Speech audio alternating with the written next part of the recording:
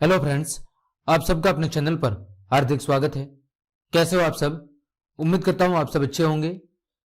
तो आज की इस क्लास में हम कक्षा 8 विज्ञान विषय के अध्याय 15 कुछ प्राकृतिक परिघटनाएं के अभ्यास प्रश्नों को सॉल्व करेंगे। तो चलिए क्लास शुरू करते हैं। क्लास शुरू करने से पहले मेरी आपसे छोटी सी रिक्वेस्ट है कि यदि आप चैनल पर पहली बार आए हैं तो कृपया करके लाइक, कमेंट, शेयर और सब्सक्राइब जरूर करें। तो देखें, पहला प्रश्न दिया गया है, निम्नलिखित में से किसे घर्षण द्वारा आसानी से आवेशित नहीं किया जा सकता। यानी हमारे सामने कुछ 4 ऑप्शन दिए गए हैं और बताना है कि इनमें से किस वस्तु को घर्षण के द्वारा आवेशित नहीं किया जा सकता। पहला है प्लास्टिक का पैमाना, दूसरा है तांबे की छड़, तीसरा है फूला हुआ गुब्बारा, चौथा है ऊनी वस्त्र। तो इसका सही जवाब होगा ऑप्शन ख, तांबे की छड़। अगला क्वेश्चन है, जब कांच की छड़ को रेशम के कपड़े से रगड़ते हैं तो छड़, जब कांच की छड़ को रेशम के कपड़े से रगड़ते हैं तो छड़ तथा कपड़ा दोनों धनावेशित हो जाते हैं। फिर छड़ धनावेशित हो जाती है और कपड़ा ऋणावेशित हो जाता है तथा कपड़ा दोनों ऋणावेश अर्जित कर लेते हैं और छड़ ऋणावेशित हो जाती है और कपड़ा धनावेशित हो जाता है। तो ऐसी स्थिति में जो छड़ है, छड़ धनावेशित हो जाती है तथा कपड़ा क्या हो जाता है, ऋण आवेशित हो जाता है। तो ऑप्शन 2 इसका सही जवाब होगा। अगला क्वेश्चन है, निम्नलिखित कथनों के सामने सही के आगे टी तथा गलत कथनों के सामने एफ लिखिए। पहला कथन है, सजातीय आवेश एक दूसरे को आकर्षित करते हैं। तो सजातीय आवेश एक दूसरे को आकर्षित नहीं करते बल्कि क्या करते हैं, प्रतिकर्षित करते हैं। अतः यह कथन क्या होगा, यह कथन गलत होगा। अब इसके सामने क्या लिख लेंगे, एफ लिख लेंगे। दूसरा, आवेशित कांच की छड़ आवेशित प्लास्टिक स्ट्रॉ को आकर्षित करती है। तो बिल्कुल सही है, एक आवेशित कांच की छड़ एक प्लास्टिक स्ट्रॉ को क्या कर सकती है, अपनी तरफ आकर्षित कर सकती है। अगला, सजातीय आवेश, ये फिर से रिपीट हो गया, ठीक है। अगला ग ये है, तड़ी चालक किसी भवन की तड़ी से सुरक्षा नहीं कर सकता। तो जो तड़ित चालक होते हैं वो किसी भी भवन की तड़ी से सुरक्षा करने के लिए ही लगाए जाते हैं। अतः यह कथन कैसा है, यह कथन गलत है। अगला, भूकंप की भविष्यवाणी की जा सकती है। तो यह कथन बिल्कुल गलत है, भूकंप की भविष्यवाणी नहीं की जा सकती है। तो पहला, तीसरा और चौथा ये तीनों कथन गलत है, केवल दूसरा कथन सत्य है। ठीक है, चलिए आगे बढ़ते हैं। सर्दियों में स्वेटर उतारते समय छट छट की ध्वनि सुनाई देती है, व्याख्या कीजिए। आप सबने देखा होगा कि जब आप सर्दियों में स्वेटर उतारते हैं तो आपको छट छट की ध्वनि सुनाई देती है। इसका कारण क्या है?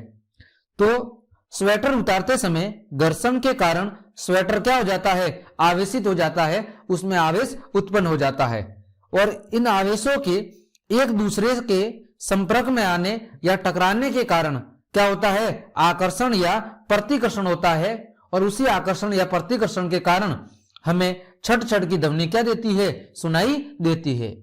ठीक है, यानी स्वेटर उतारते समय जब उसमें घर्षण होता है तो वो क्या हो जाता है, आवेशित हो जाता है और उसमें उत्पन्न आवेश एक दूसरे के संपर्क में आते हैं तो या तो वो एक दूसरे को आकर्षित करते हैं या फिर प्रतिकर्षित। आप सब जानते हैं कि समान आवेश एक दूसरे को प्रतिकर्षित करते हैं जबकि असमान आवेश एक दूसरे को क्या करते हैं, आकर्षित करते हैं और इसी आकर्षण और प्रतिकर्षण के कारण हमें छट छट की ध्वनि सुनाई देती है। अगला प्रश्न है, जब किसी आवेशित वस्तु को हाथ से छूते हैं तो वह अपना आवेश खो देती है, व्याख्या कीजिए। जब हम किसी आवेशित वस्तु को अपने हाथ से छूते हैं तो वो अपना आवेश खो देती है। ऐसा क्यों होता है, हमें इसका कारण बताना है। तो मानव शरीर विद्युत का क्या है, चालक है, यानी मानव शरीर से होकर विद्युत धारा का आसानी से प्रवाह हो सकता है और जब भी हम किसी आवेशित वस्तु को हाथ से छूते हैं तो आवेश शरीर से होकर कहां चले जाते हैं, पृथ्वी में चला जाता है और इसी कारण से वो वस्तु कैसे हो जाती है, अनावेशित, यानी उस वस्तु पर आवेश खत्म हो जाता है क्योंकि वो मानव शरीर के द्वारा ग्रहण कर लिया जाता है और मानव शरीर से होकर कहां चला जाता है, वो पृथ्वी में चला जाता है। इसी कारण से उस वस्तु पर आवेश क्या हो जाता है, समाप्त हो जाता है। अगला, उस पैमाने का नाम लिखिए जिस पर भूकंप की विनाशी ऊर्जा मापी जाती है, उस पैमाने का नाम लिखना है जिस पर भूकंप की विनाशी ऊर्जा मापी जाती है। इस पैमाने पर किसी भूकंप का मान 3 है। क्या इसे भूकंप लेखी या सिस्मोग्राफी से रिकॉर्ड किया जा सकेगा? क्या इससे अधिक हानि होगी? टोटल 3 प्रश्न है इसमें। तो सबसे पहले हमें उस पैमाने का नाम बताना है। तो रिएक्टर पैमाने पर, किस पर? रिएक्टर पैमाने पर भूकंपों की विनाशी ऊर्जा को मापा जाता है। ठीक है, फिर बोल रहा है इस पैमाने पर क्या किसी भूकंप का माप 3 है? तो यह पैमाना क्या रेखिक नहीं है। ठीक है, यह पैमाना रेखिक नहीं है, इस पर कोई भूकंप का मान अंकित नहीं है। फिर रिएक्टर पैमाने पर 3 का मान किसके द्वारा रिकॉर्ड किया जा सकता है? सिस्मोग्राफी द्वारा रिकॉर्ड किया जा सकता है। किसके द्वारा? सिस्मोग्राफी द्वारा रिकॉर्ड किया जा सकता है। परंतु यह जो भूकंप है ये कैसा है? बहुत ही दुर्बल होता है, अतः इसके कारण ज्यादा हानि नहीं होगी। ठीक है, चलिए आगे बढ़ते हैं। तड़ित यानी बिजली से अपनी सुरक्षा के 3 उपाय सुझाइए। जब बारिश के समय बहुत तेज बिजली कड़कती है तो उस बिजली से बचाव हेतु कोई 3 उपाय हमें बताने हैं। तो पहला है तड़ित की गरज सुनते ही किसी मकान अथवा भवन में चले जाए। अगर आपको बहुत तेज गति से बिजली कड़कती हुई सुनाई दे रही है तो आप हो सके तो किसी मकान या भवन के अंदर चले जाइए। दूसरा, तड़ित समय यानी तड़ित के समय यदि आप वाहन में हैं तो वाहन की खिड़कियां व दरवाजे क्या कर ले? बंद कर ले। अगर उस समय आप यात्रा कर रहे हैं या किसी साधन में हैं तो आप उस वाहन की खिड़कियां और दरवाजे क्या कर दे? अच्छी तरह से बंद कर दे। तीसरा, तड़ित के समय यदि आप खुले में हैं तो सिमट कर बैठ जाए और सिर को घुटनों और हाथों के बीच में रख दे। तो ऐसी स्थिति में आप बिल्कुल अपने शरीर को सिमट के क्या हो जाए? बैठ जाए। अपने सिर को घुटनों के बीच में और हाथों के बीच में क्या कर ले? बिल्कुल व्यवस्थित रख ले। इस प्रकार कुछ निम्न उपायों की मदद से आप क्या कर सकते हैं? अपनी सुरक्षा कर सकते हैं। अगला है आवेशित गुब्बारा दूसरे आवेशित गुब्बारे को प्रतिकर्षित करता है जबकि अनावेशित गुब्बारे द्वारा आकर्षित किया जाता है। व्याख्या कीजिए। क्या बोल रहा है कि एक आवेशित गुब्बारा दूसरे आवेशित गुब्बारे को प्रतिकर्षित करता है जबकि दूसरे अनावेशित गुब्बारे को वो आकर्षित करता है। व्याख्या कीजिए। तो देखो, आवेश 2 प्रकार के होते हैं, एक धनात्मक आवेश और एक ऋणात्मक आवेश। अब जो धनात्मक आवेश है, 2 धनात्मक आवेश यानी एक जैसे आवेश एक दूसरे को क्या करेंगे? प्रतिकर्षित करेंगे, दूर धकेलने की कोशिश करेंगे। वही 2 एक जैसे जो ऋणात्मक आवेश है वो दोनों ऋणात्मक आवेश एक दूसरे को भी क्या करेंगे? प्रतिकर्षित करेंगे, दूर धकेलेंगे। लेकिन एक प्लस और एक माइनस आवेश दोनों अलग अलग है, ये दोनों एक दूसरे को अपनी तरफ क्या करेंगे? आकर्षित करेंगे। तो यही घटना यहां पर हो रही है। तो देखो, एक ही तरह के पदार्थ आवेशित होने पर समान रूप से क्या हो जाते हैं? आवेशित होते हैं। यानी दोनों पदार्थ अगर समान रूप से आवेशित है तो दोनों की प्रकृति एक जैसी होगी और इसी कारण जो सजातीय आवेश है यानी समान प्रकृति के आवेश हैं वो एक दूसरे को क्या करने लगते हैं? प्रतिकर्षित लगते हैं।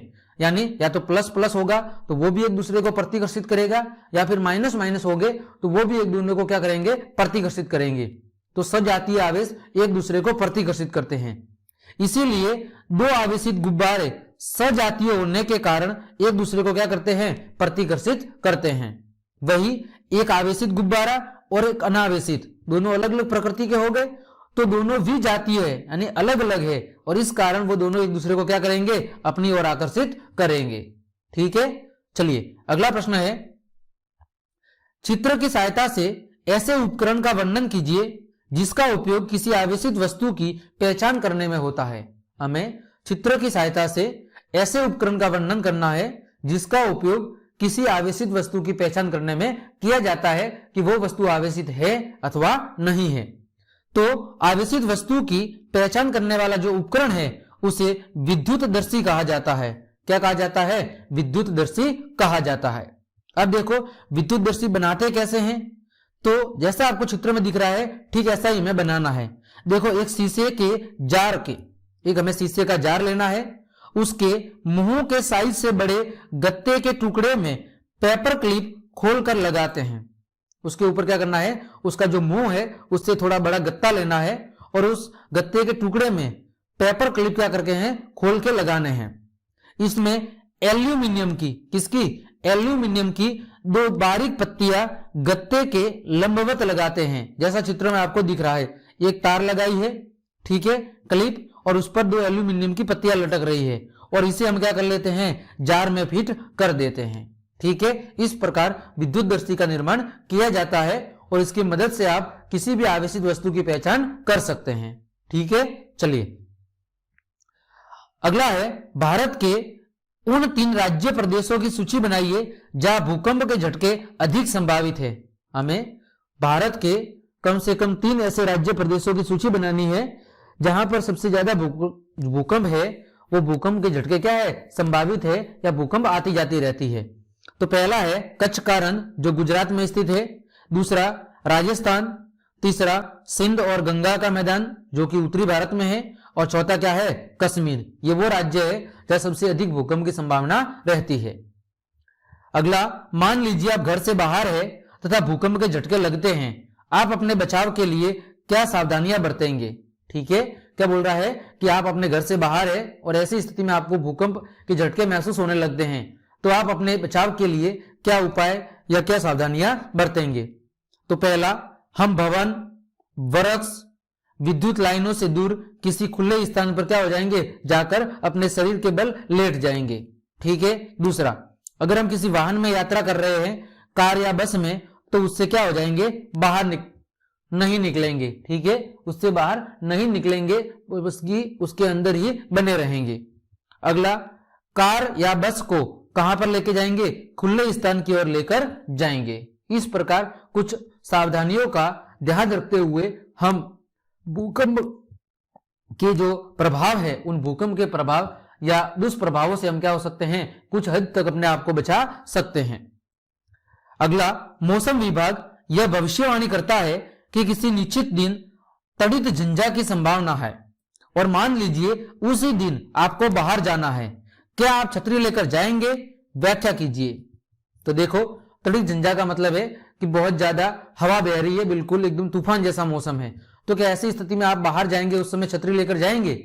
तो तड़ित झंझा में पहली बात तो बाहर निकलना भी क्या है, सुरक्षित नहीं है। ऐसी स्थिति में घर से बाहर निकलना भी सुरक्षित नहीं है और छतरी लेकर निकलना तो और अधिक क्या है, घातक है या खतरनाक है, क्योंकि ऊंचे भवन, विद्युत तारे, काले रंग की वस्तुएं तड़ित झंझा को क्या करती है, बहुत ही ज्यादा आकर्षित करती है।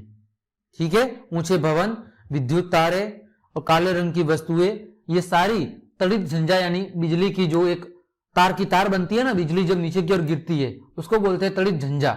ठीक है, तो वो उन ये जो वस्तुएं हैं, ये उस बिजली को अपनी ओर बहुत ज्यादा आकर्षित करती है, इसीलिए इन सबसे दूर रहना ही क्या है, अक्लमंदी है। ठीक है, चलिए अगला है, तो इस प्रकार हमने आपके अभ्यास के सभी प्रश्नों को अच्छे से सॉल्व कर लिया है।